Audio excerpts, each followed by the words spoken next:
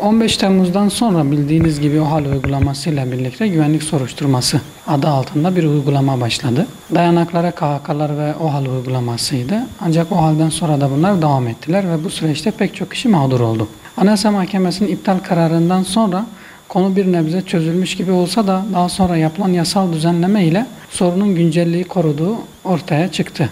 Esasen hazırlanan düzenleme çok kötü bir düzenleme değil. Bu düzenlemede güvenlik soruşturmasının kişi bazlı yapılması, yani ailenin içine katılmaması ve güncel objektif kriterlerin dikkate alınması gerekiyor. Ancak uygulamada bununla ilgili sorunlar çözülmüyor. Diyarbakır'da 168 kişinin elenmiş olması aslında güvenlik soruşturması kanuna da aykırı bir uygulamanın yapıldığı, yine ailelerin işin içine katıldığı ve güncel olmayan 20 yıl önce 30 yıl önce oluşturulan daha çok fişleme olarak kamuoyunun bildiği bilgilere dayanılarak bir soruşturmanın yürütüldüğü anlaşılıyor.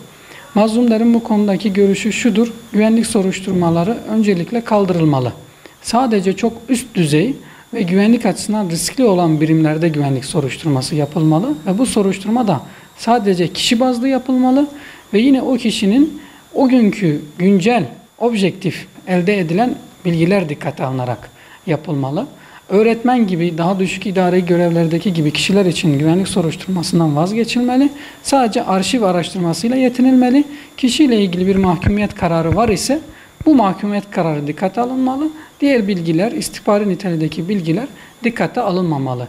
Çünkü bu istihbarati bilgiler dikkate alındığında kişinin sosyal hayatında, sosyal çevresinde, içinde bulunduğu cemaat dışı yapılar, dernekler, sivil toplum kuruluşları terör örgütü gibi dikkate alınıyor.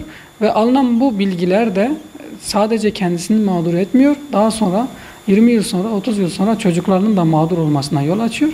Dolayısıyla mazlumların buradaki dediğim gibi bu güvenlik soruşturmalarının kaldırılması, öğretmenler için, idareciler için, sadece üst düzey yöneticiler yani güvenlik anlamında, milli güvenlik anlamında işlem yapanlar için güvenlik soruşturması yapılmalı. Onlar için de kişi bazlı ve güncel veriler dikkate alınmalı. Bu 168 kişinin tabi neden elendiği ile ilgili elimizde bir veri yok ama 168 kişinin sadece Diyarbakır'da elenmiş olması, diğer illerde böyle bir uygulamanın olmamış olması yahut da elenen kişi sayısının az olmuş olması bölgesel bazlı bazı bilgilerin dikkate alındığını işaret ediyor. Ayrıca yapılan uygulama da kanuna, yani güvenlik soruşturmalarıyla ilgili kanuna da aykırı olduğu için bizim bu arkadaşlara tavsiyemiz mutlaka bununla ilgili idari başvurularını yapsınlar, davalarını açsınlar.